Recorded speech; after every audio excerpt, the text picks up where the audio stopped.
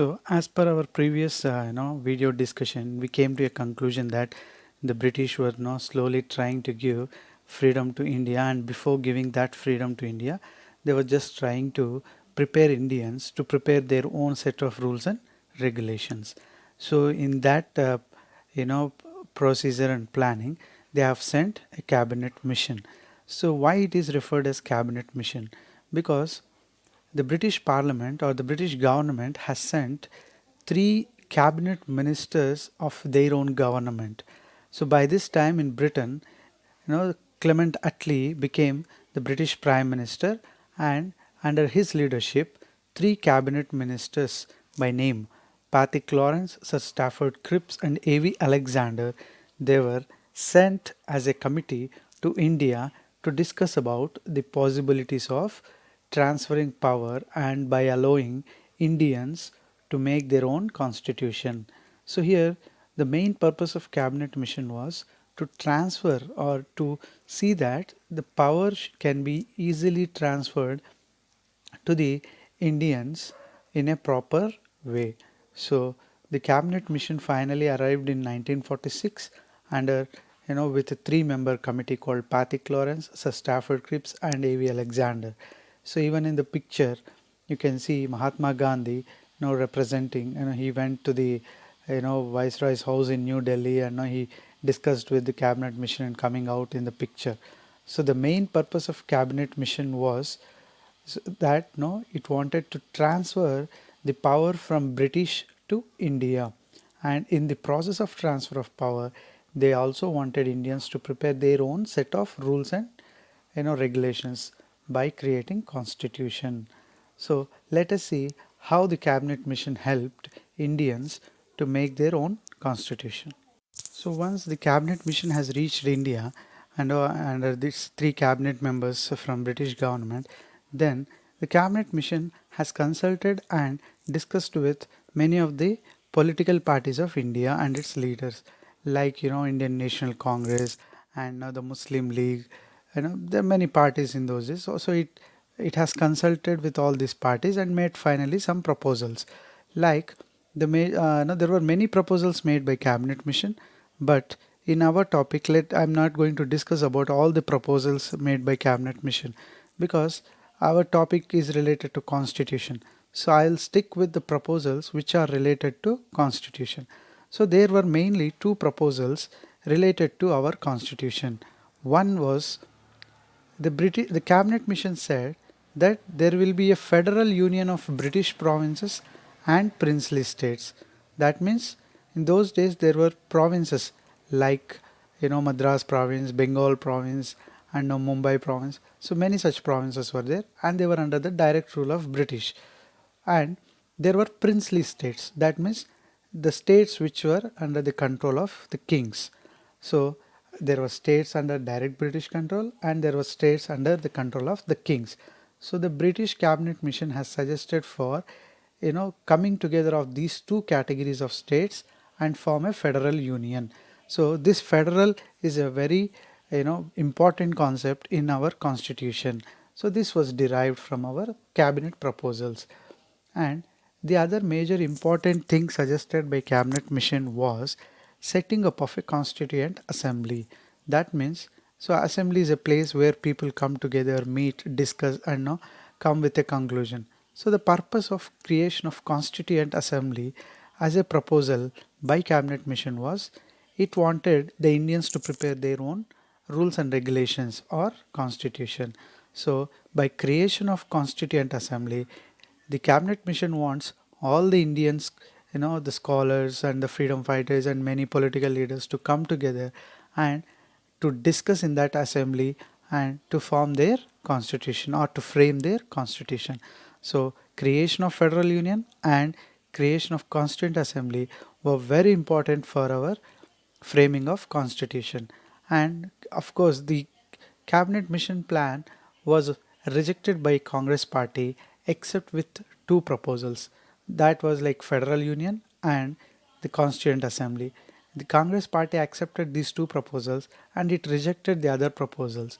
So let us not go into deep now why they rejected other proposals and all that, you can study in history.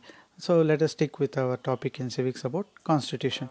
So this is about the proposals of cabinet mission and its or its responsibility towards creation of constitution.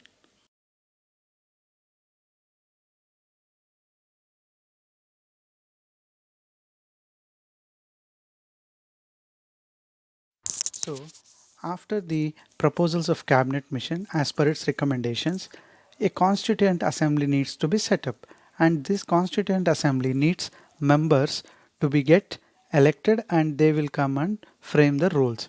So now elections were held in July 1946, and in these elections, many members got elected into constituent assembly, and these elections were limited to only the provincial areas or British ruled areas in India, because princely states, instead of electing, they have nominated their members. That means the kings of princely states, they have nominated a particular person and they have sent them to the constituent assembly.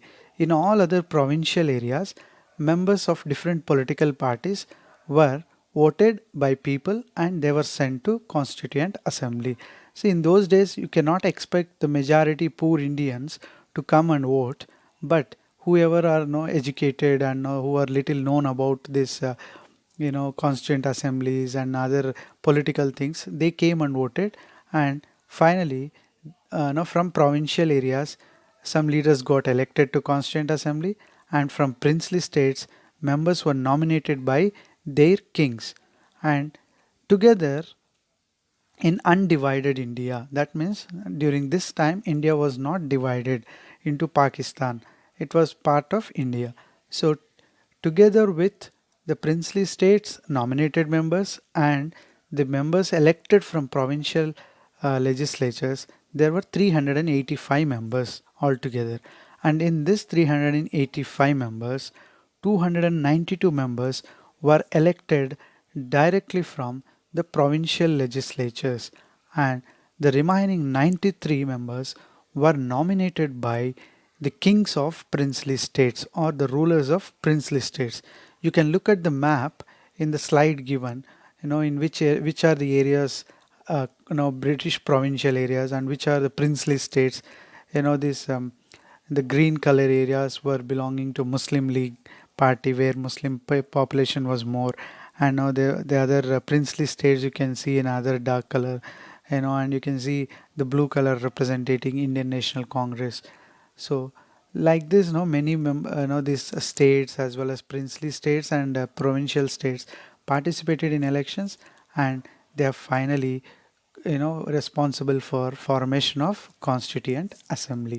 So after the elections finished, the constituent assembly was created or formed, and as a major political party, Congress emerged, and next to Congress, Muslim League was emerged in, and it had its representation in the Constituent Assembly. And this Constituent Assembly had its first meeting on December 9th, 1946 in the Central Hall of our Parliament. The Parliament Hall which we see today, in its Central Hall, the Constituent Assembly had its first meeting on December 9th, 1946. That means in July the elections were held, and by December the Constituent Assembly got created, and the very first meeting was also held. And this meeting, the first meeting, was presided over by Sachidananda Sinha, and on December 11th, Dr. Rajendra Prasad was elected as the President of Constituent Assembly by the members of Constituent Assembly. So the meeting was held in December 19. See, elections were held in July 1946. First meeting of assembly was held in December 1946, and in December only, by 11th, it was Dr. Rajendra Prasad got elected as the President of Constituent Assembly. So 1946 is a very important year where elections to Constituent Assembly, and later Sachidanand Sinha became the first person to preside over the assembly, and later within a gap of 2 days, Dr. Rajendra Prasad was elected as the President of Constituent Assembly. And the very important thing in this Constituent Assembly session was, in its first meeting or in its other meeting, was the Muslim League Party boycotted from the Constituent Assembly, and because the main aim of Muslim League Party was creation of Pakistan, and the cabinet mission plan had not made any proposals for creation of Pakistan. So hence Muslim League boycotted the Constituent Assembly, and it reduced the total strength of Constituent Assembly. As the members of Muslim League went away from Constituent Assembly, the the total membership in Constituent Assembly got reduced from 385 to 299. And between December 1946 and August 1947, till the month we got freedom, this Constituent Assembly was completely functioning, and it held almost 5 meetings or 5 sessions to discuss about various issues. That means the strength got reduced from 385 to 299 because of the boycott of Muslim League. That means Muslim League went away from Constituent Assembly because its aim was creation of Pakistan. And later, between December 1946 and August 1947, the Constituent Assembly without Muslim League Party held almost 5 meetings. And you can see in the picture Sachidananda Sinha in the first row, and next comes Dr. Rajendra Prasad, and the small picture which you see is Muhammad Ali Jinnah, who was the founder of Muslim League Party. So after the elections to Constituent Assembly and formation of its assembly in July 19, these all remember that these all things were happening in 1946 year.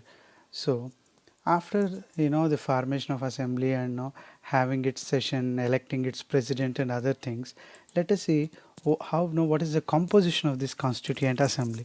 So cabinet mission in proposing the formation of Constituent Assembly has reserved only for general category Muslim and Sikhs.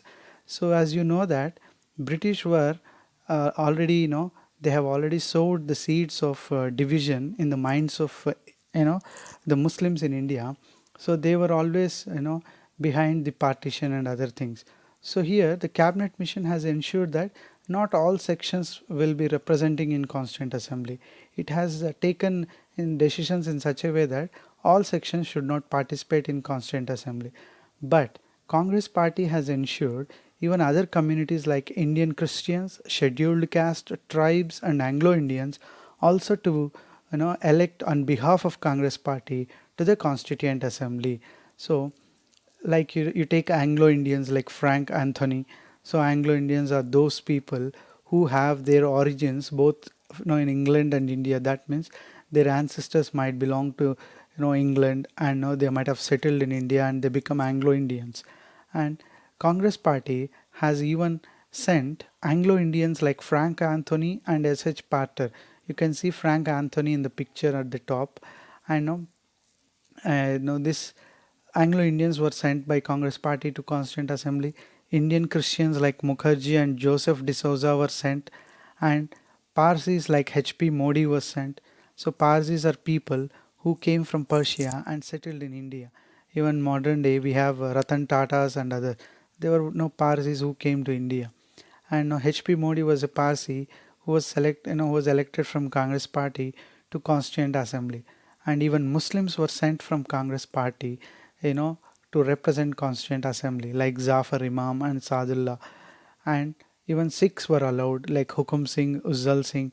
So these all, if you look at the members of Congress party in Constituent Assembly, it includes from almost all the sections of Indians.